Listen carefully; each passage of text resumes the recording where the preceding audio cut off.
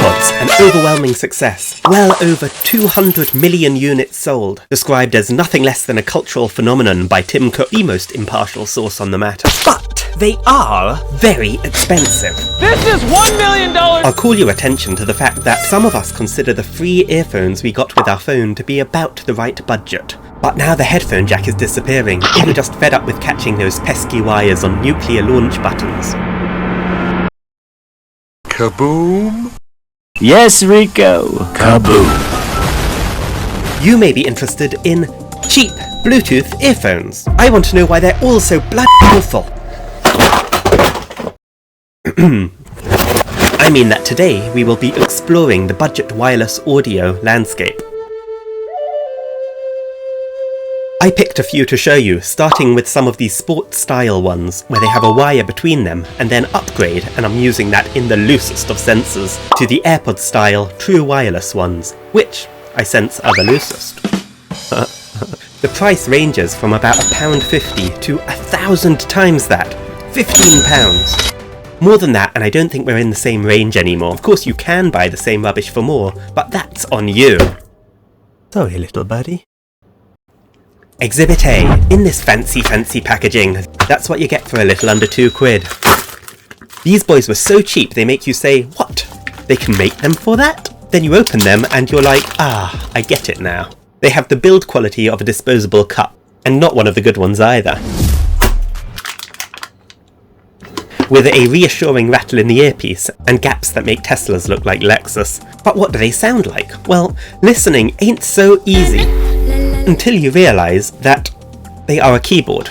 Yes, really, they show up as a keyboard in Bluetooth. Then they speak to you in Chinese. Then they actually sound fine. Frankly, offensively inoffensive given their price. Really surprisingly so when you hear some of the earphones coming. There is a slight hollowness. I have paid far more for wired earphones that sound worse. Terrible build quality, hard to type on, decent sound, 3 stars. Next is these, made by August, named after a month because that is their expected lifespan, presumably. Just the low-hanging fruit. I've actually had these for years. They were my gateway to cheap Bluetooth audio, but almost put me off before the addiction began. I've only used them a couple of times, and that may be an overestimation, because to use the technical terminology, these suck. To be fair though,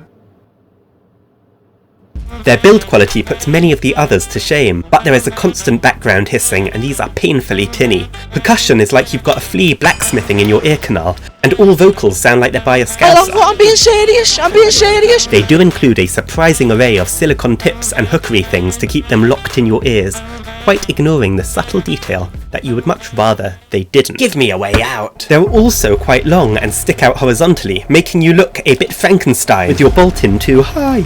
Decent build, indecent sound, Frankenstein, 2 stars. I like the month of August. 3 stars. Available for around $3.50, the creatively named wireless sports earphones are strange. It's like they took the entire budget and spent it all on the earphones casings. But then when they got to the controls, there's nothing left. These bits are metal and even have magnets. They're more solid than most £20 earphones I've met.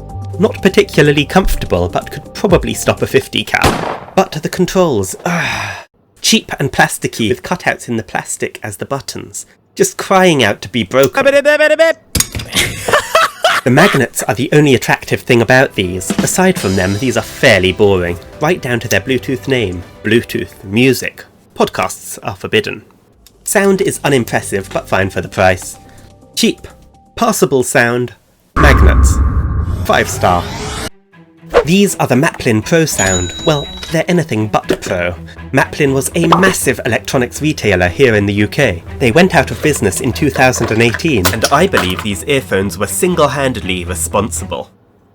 They sound atrocious. Completely overpowering boomy bass. Embrace the rumble. Listen to your favourite music played by a Saturn V rocket. 3, 2, 1, 0. All engine running. The funny thing is, everything else about these was quite promising, comfortable and light without feeling like complete crap, and lots of silicone if you're into that. I mean, these look like they really shouldn't fall out on their own. Again, a terrible shame. Killed Matlin, 10 stars. And moving up the price range is these, the Empower Flame. They dominated YouTube's cheap Bluetooth earphone recommendations a few years ago, were mentioned by a number of large channels, were very popular on Amazon. They have these hooks to keep them locked in, and an annoyingly bright LED indicator light pointed forwards so that if you're wearing glasses you see this flashing blue in your peripheral and you think the police are after you again, which is weird because I didn't think anyone saw me eating that swan. These have a pleasant, still somewhat bass-heavy sound, but far more listenable than the last set. They are styled to appeal to 10-year-olds. And me.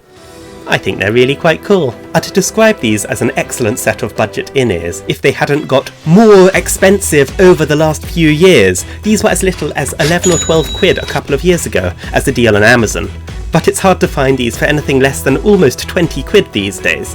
And the audio market has moved on quite a bit in the last few years. Mostly onto the true wireless AirPod-y style thingamajigs. Well, wouldn't you look at that? I have some of those to show you. But first, for a tenner, those got 7, but at 20, just 6.